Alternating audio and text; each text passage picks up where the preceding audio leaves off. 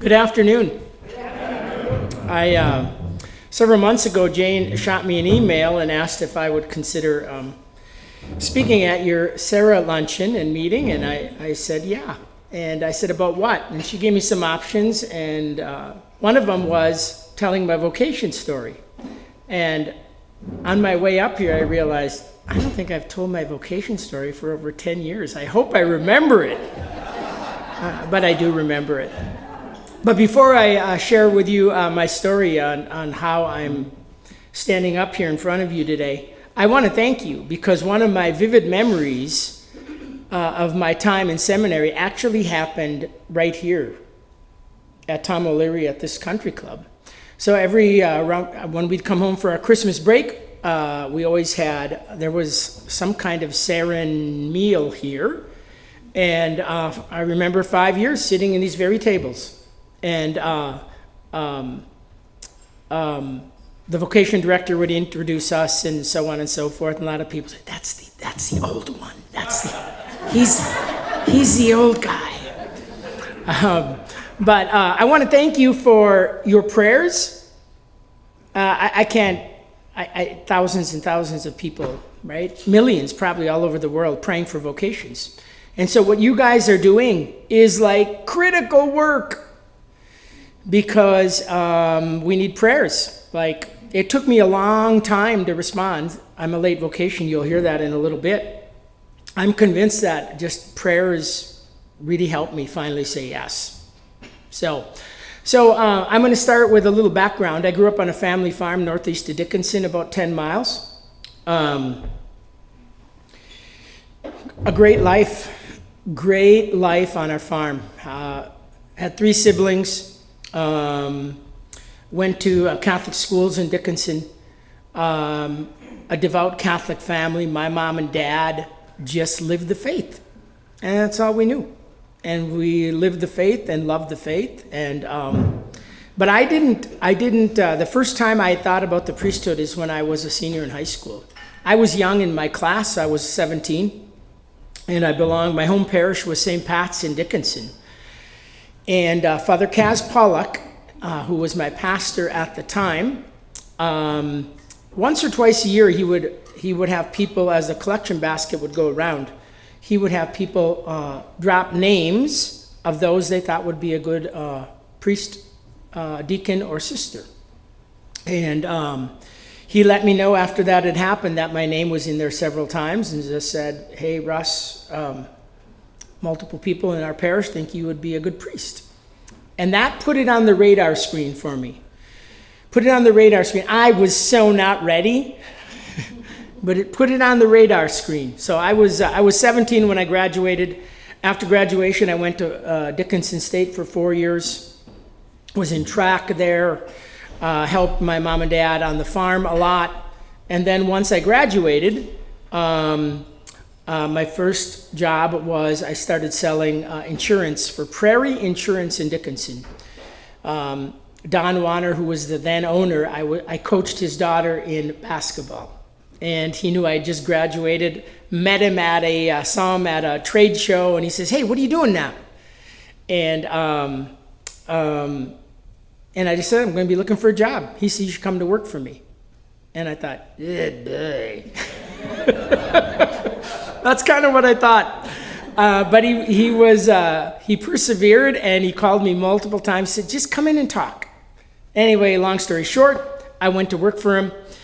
And so that was 1989. And worked for Prairie Insurance about 7-8 years. And during those 7 and 8 years, I started getting restless. I wasn't unhappy. I've never been unhappy, but I was starting to get restless. And then Don, who owned Prairie Insurance, he merged with the Wald Agency in Dickinson, and he was kind enough to let me have my clients that I had sold insurance to. And so I went on my own, and then I started selling investments. So that period of time, I just started, there was a restlessness in me. and was living the faith, going to Mass, praying, but nothing really that extraordinary. Wasn't feeling like great fire yet to become a priest, but there was something moving in me. And then I think I was probably about 29. Father William Casey from the Fathers of Mercy, he's on EWTN a lot at Easter time, came and did a parish mission at St. Pat's. And I had missed the first night, but my buddy went, and he said, holy cow, you got to listen to him. So I went the next night, and it was like Father Casey was speaking to me, like directly to my heart. And he challenged everybody. I looked around, and everyone was like not sitting. They were kind of sitting at the edge of their pews, like they were tuned into him. But he challenged everybody there, and he just basically said, if we're Catholic, let's really be Catholic.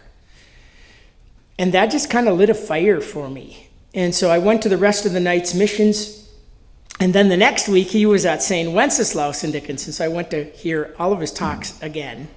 And that really started me thinking about the priesthood more and more. And so now I was around 30. My business was growing quite nicely by the grace of God. And I had a really good life. I have 8 nieces and nephews, bunch of great nieces and nephews. So like I was hunting and fishing and at the farm and at their track meets and basketball games and football games and like, wow. And I'm self-employed. I had a really good life. And then I just said, something's missing. Something's missing. And from my high school senior year to the time I entered seminary, which I was about 38 and a half, I'm guessing I probably dated about 10 women or so. It was just very interesting because the ones I was nuts about would lose interest in me. And the ones who were kind of nuts about me, I would lose interest in them. And I kind of said, Lord, what the heck is going on here, man? What's going on? Because marriage and kids and family, that was attractive to me. And but just seems like things weren't working out. They weren't working out. By the way, over this time, I had visited a dozen different priests. About, oh man, I'm thinking, I don't know, maybe the Lord's calling me to be a priest. Visited a dozen different priests, talking a couple of vocation directors. One of my great, very, very vivid moments in my story is when Father Dennis Schaefer, he was the vocation director at one time for our diocese. I went to see him, had a great visit with him. And when I left, he gave me some brochures. And one of the brochures, there was a quote on it. I still use it all the time. I forget who it was from. But it says, you know when you're in the right vocation in life, when you stop wondering how to live and you just live. So now I'm about 30. I'm starting to go to daily Mass. My office in downtown Dickinson was about 7 blocks away from St. Pat's. So I'd go to daily Mass, 7 o'clock, boom, done, 7:30, get in my car, drive to my office, open up my office door. I'd sit in my chair, and day after day after day after day for many years, I would say, Jesus, what do you want me to do with my life? Because I know this is not what you want me to do till I'm old and gray. I know it. And so now I'm in my low 30s, and then I started going to adoration. Game changer. I knew that the Lord was calling me to be a priest, and I still couldn't say yes. So one of maybe the biggest reason I couldn't say yes, I'm very close to my family. My mom and dad had a lot of health problems. We're still on the farm. And they relied on me a lot. And they got very used to me being around, hauling bales, cutting hay, combining, hauling, you name it. I was out there a lot, and I was self-employed, so in the summer, at the end, the last several years, I wasn't working on Fridays. I was out at the farm a lot. And so they got used to me being around. And that was holding me back. It was holding me back. When I was about 34, I heard about this retreat in the mountains of Arizona, Payson, Arizona. 8-day retreat, specifically for those who were pondering a vocation to the priesthood, diaconate, or religious life. There was about 20 people on the retreat, 8-day silent retreat. I left there. I knew the Lord was calling me to be a priest. I knew it, and I still couldn't say yes. Still couldn't say yes. So let's fast forward. By the way, something very interesting. So I was in business before I entered seminary 16 years. And like all of the things that I thought like are going to make me happy and fulfilled, God gave them to me. And I still had something missing. And I just knew that there was something more that he wanted from me. So I went to that retreat, and now I'm really thinking about now I'm seriously thinking about, okay, how am I going to do this? How am I going to sell my business? How am I going to sell my house? I'm 36. I think I'm 36, close to 37. I visit with Monsignor Richter, who is also my dear friend, and he was a vocation director at the time. And I just said, I think I got to do this. And so I visited with him, and I'm already pondering about how I'm going to sell my business. And then I get a phone call, and someone asked me to a Christmas party. And I said, Jesus, what are you doing? Then I got really torn. I said, Lord, are you still calling me to marriage? What? So I went to the Christmas party and ended up dating this person for almost 9 months. Very good person, but I just knew she wasn't the one for me, and I just knew that I don't want to live till I'm 80 or 90 wondering. Didn't want to do that. So called Monsignor Richter, broke up with my girlfriend, and called Monsignor Richter, and I said, we got to do it. So that was in September of 2003. And so I was an independent agent, and so I sold insurance for multiple companies, sold investments for multiple companies. So this isn't just like working for one company. You got all these contracts and different clients, different people. When you sell an insurance agency, I think at the time, the average time to sell an agency was like 12 to 14 months. Okay. Well, I ended up selling my insurance part of my business to a competitor who was married to my first cousin. And I sold the investment portion of my business to a competitor who was married to another first cousin. So thank you, Jesus. I actually got it done in 3 months. It was amazing. So now it's December. I'm closing on the sale of this. And Monsignor Richter, actually before that, Monsignor Richter said, Russ, I think we need to have you start school in the middle of the school year. He says, what are you going to do till August?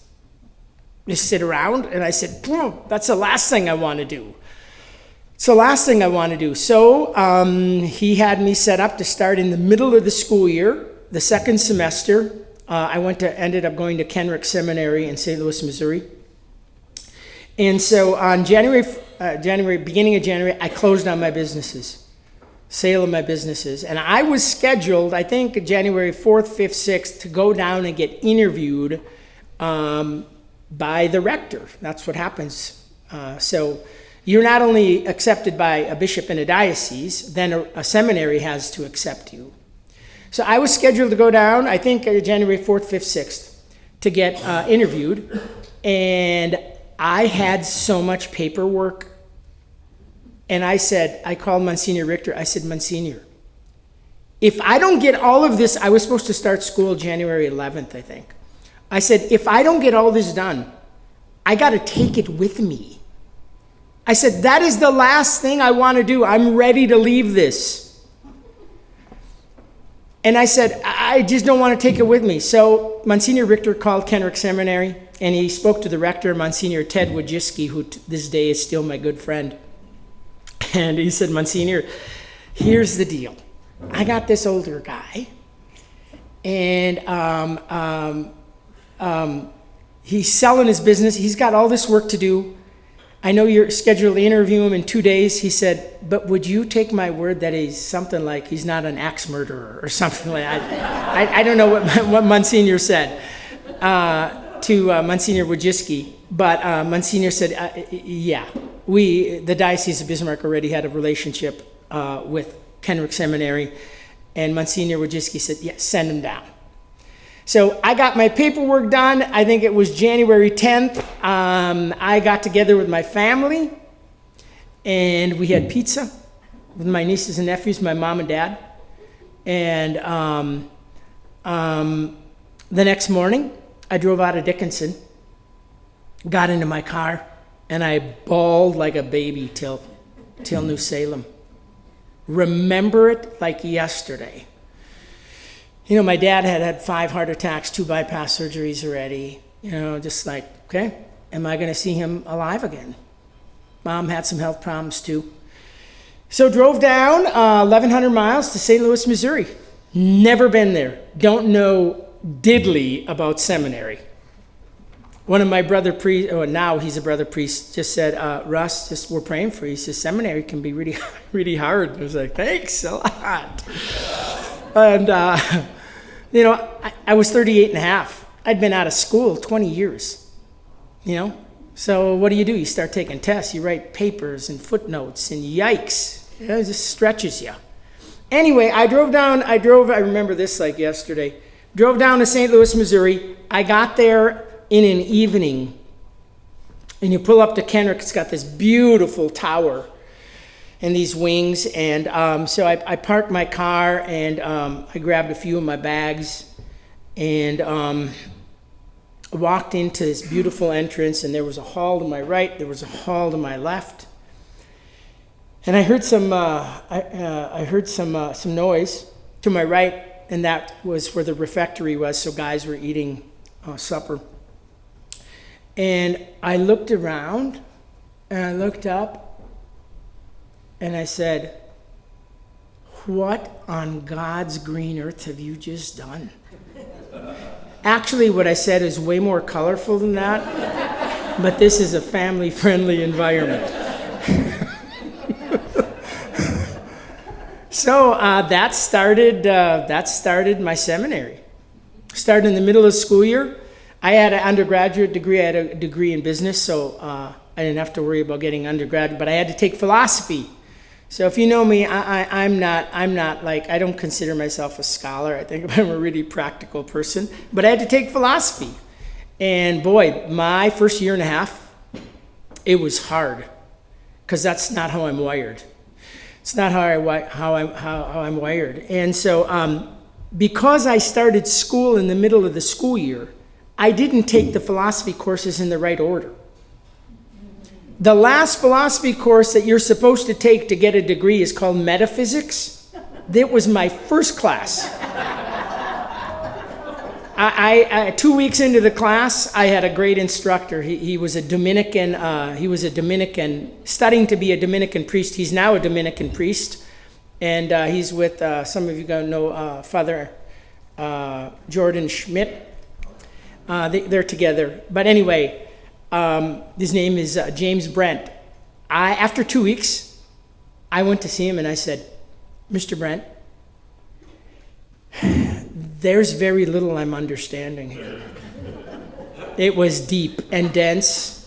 And I said, like, I had a fear. Like, am I going to pass this class? You actually think about that. He said, Russ, you're going to be just fine. He said, just do this. Take good notes, memorize stuff, and you're going to be just fine. And he says, and 2 and 3 years down the road, this is going to make sense. And I trusted him. And I took good notes. I got a B in the class. I was happier than a lark. And he was right. 2 or 3 years down the road, like, wow, I see how important to have a foundation of philosophy, how important that is. So, anyway, started school in January of 2004. First 2 years was hard. I went to St. Louis University. They didn't have philosophy courses at Kendrick Seminary at the time. Well, they had one class, but the rest I went to St. Louis University. And it pushed me to the limit, just studying philosophy on stuff that was not easy for me. But then after those 2 years, oh, by the way, so one of the things that, oh my gosh, it's already 1 o'clock. I'll shorten this up real quick. One of the things, this is very interesting. Long before that Father Pollock incident happened, one of the things I caught myself doing at Mass, sitting in the pews, was this. I would hear the homily, and after the homily was done, I would think like, wow, that was really good. But I would have stopped. I would have paused 10 seconds there. You know, I would have done this. I was thinking like, preaching has always been of interest to me. It just kind of fascinated me. And it's still one of my loves today. I enjoy preaching. Where did that come from? It didn't come from me. God put that on my heart. It's how he wired me. So 2004, started seminary, and then had some great summer assignments back in the Diocese of Bismarck after the school year was over, and all contributed, and I just knew Jesus was calling me to be a priest. Knew that. So I'll just say, maybe I'll end with this. So it's been June 29th will be 15 years since I've been ordained. Just can't even fathom doing anything else with my life. Absolutely love being a priest. And remember how when I was in my 30s, I would come to my office, right? Jesus, what do you want me to do? Right? Every day. But Jesus, what do you want me to do with my life? What do you want me to do with my life? Since the day I have become ordained, I've never asked that question again. So it's a glorious life. Like what we get to do in your lives and to be part of your lives, from baptisms to first communions to burying loved ones to anointing you, on and on, to be with you and walk with you, this is an amazing life. And I can tell you, like, I believe there is so many vocations out there. And I believe there's a lot of late vocations, because I know people who are unsettled and they've been thinking about this for a long time. And it's really hard. The older you get set in your ways. If life is good, you got a good job. It's tough to say yes. But through prayers, your prayers, so many prayers, and by the grace of God, I was able to say yes. And, I just got to a point, I say this, it's like Jesus chased me for 20 years. And I just got tired of running. And I let him catch me, and I just said, okay, I don't know what I'm doing. I don't know what I'm going to get into, but here's my yes. And only by the grace of God that he gave me the yes.